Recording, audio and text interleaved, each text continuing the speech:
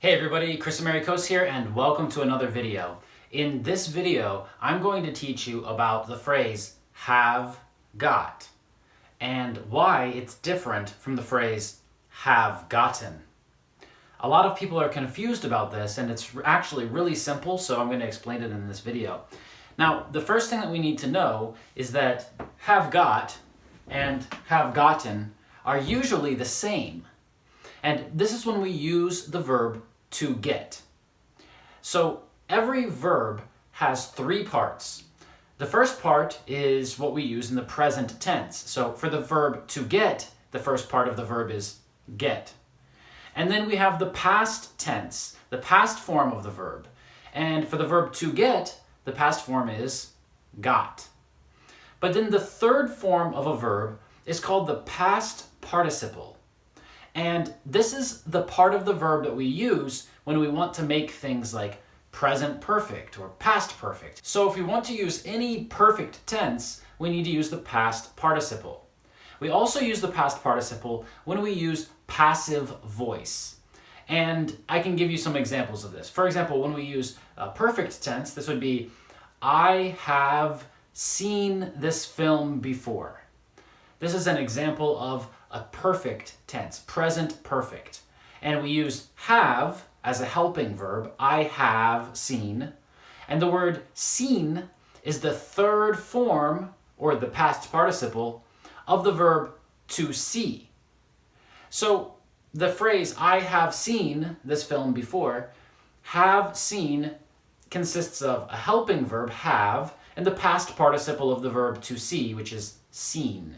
An example of using the passive voice would be, this city is visited by tourists every year. And here we have two parts. We have is and then visited. Is helps us to create the passive voice, so it's a helping verb. And then we have the past participle, which is visited. For the verb to visit, which is what we call a regular verb, the three parts are visit, visited, visited. But many English speakers don't know the information that I've just told you.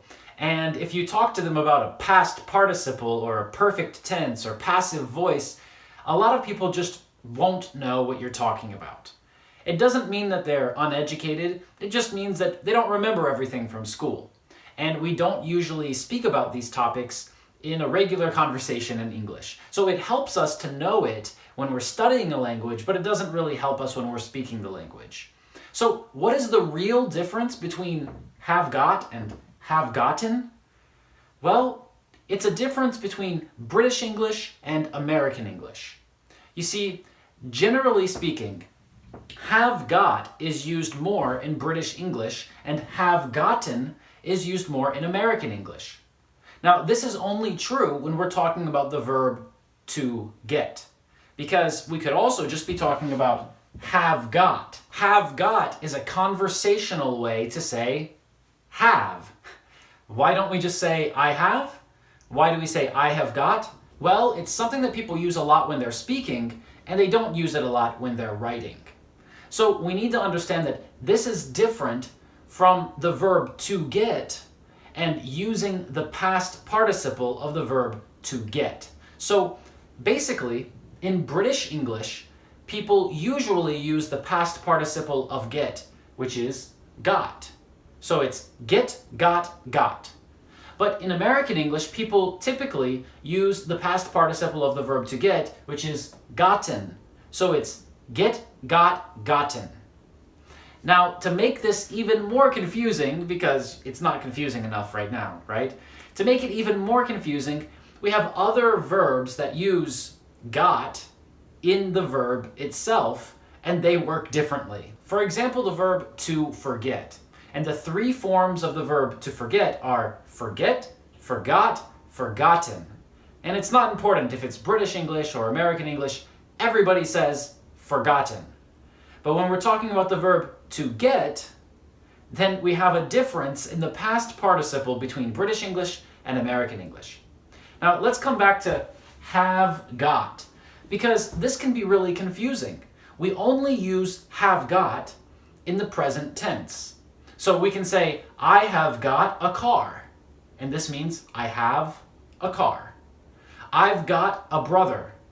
This means I have a brother. But we can't say things like I had got. If we say had got, then this is only about the verb to get. It's not about the verb to have. And that's the major difference here. So the major difference between have got, which is the same in British and American English, and have got British English and have got in American English, the difference between these two things is that on the top here, I've written the verb to get in the third form. And on the bottom, we have the verb to have in a conversational form, which we use as have got. Now, of course, if we're speaking about he, she, or it, then we don't say have, we say has. So, for example, she has got the results of her test. Or in American English, she has gotten the results of her test. And both of these examples are using the verb to get. But we could also say, she has got a brother. And this means she has a brother. It's the verb to have. I hope this lesson has been really useful for you, and now you understand the differences between have got, have gotten, and just have got in a conversational form. And if you really like this video, click like, click subscribe, and leave a comment down below. And if you want to get speaking practice with me and other professional native speaking teachers every day, we have 25 live speaking lessons every day that you can join. Just click on the link in the description under this video to join our English Everyday program, and you can join unlimited live lessons, have unlimited speaking practice, and meet unlimited speaking partners. I hope to see you at the next lesson. Bye-bye.